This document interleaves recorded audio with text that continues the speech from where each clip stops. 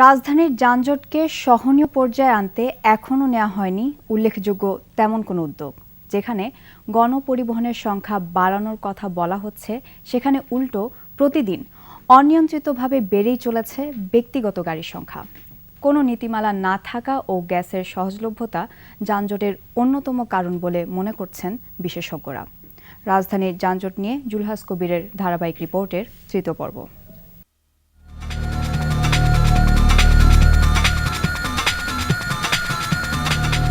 ১.৫ কোটি মানুষের শহর রাজধানী ঢাকায় প্রতিদিন বাড়ছে পরিবহনের সংখ্যা।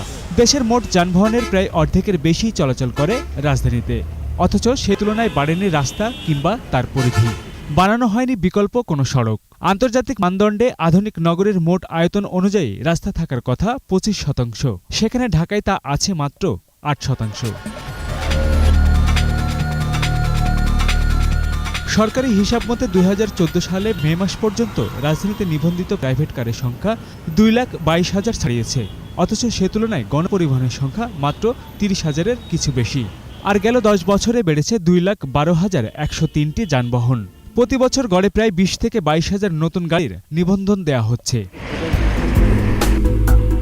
যাত্রী যাতায়াতের এক গবেষণায় দেখা গেছে, ঢাকায় প্রতিদিন একজন মানুষের বাহনে চলাচলের মধ্য দিয়ে যে ট্রিপ জেনারেশন হচ্ছে তা প্রায় ২,২০,০০,০০০-এর মতো। যেখানে ব্যক্তিগত পরিবহন ৬৫% সড়ক দখল করে ট্রিপ জেনারেট করছে মাত্র ১২%। গেল কয়েক বছরে যে হারে ব্যক্তিগত গাড়ির সংখ্যা বেড়েছে তা ধারণ ক্ষমতার তুলনায় ভয়ঙ্কর বলে মনে করেন নগরবিদরা। পৃথিবীর অন্য দেশে গাড়িকে ডিসকারেজ করা হয় কিন্তু গাড়ির মূল্য দিয়ে না, ডিসকারেজ করা হয় তার অপারেটিং কস্ট দিয়ে। ব্যাড ইফেক্টটা তৈরি হয়েছে, সেটা সিএনজিটা অসম্ভব রকমের সস্তা।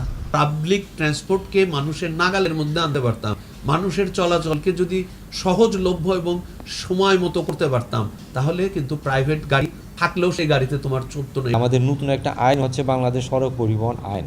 সেই আইনের ভিতরে এরকম একটা ক্লজ রাখা হচ্ছে যে সরকার যানবাহনের সংখ্যা নির্ধারণের ক্ষেত্রে নিয়ন্ত্রণ আরোপ করতে পারবে।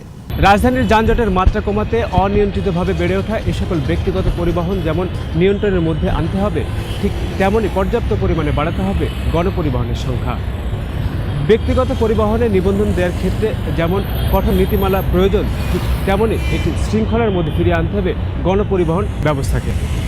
বিশেষজ্ঞরা মনে করেন, কেবল সরকারের সদিচ্ছাই পারেন এই শহরের যানজটকে একটি সহনীয় মাত্রায় নিয়ে আসতে।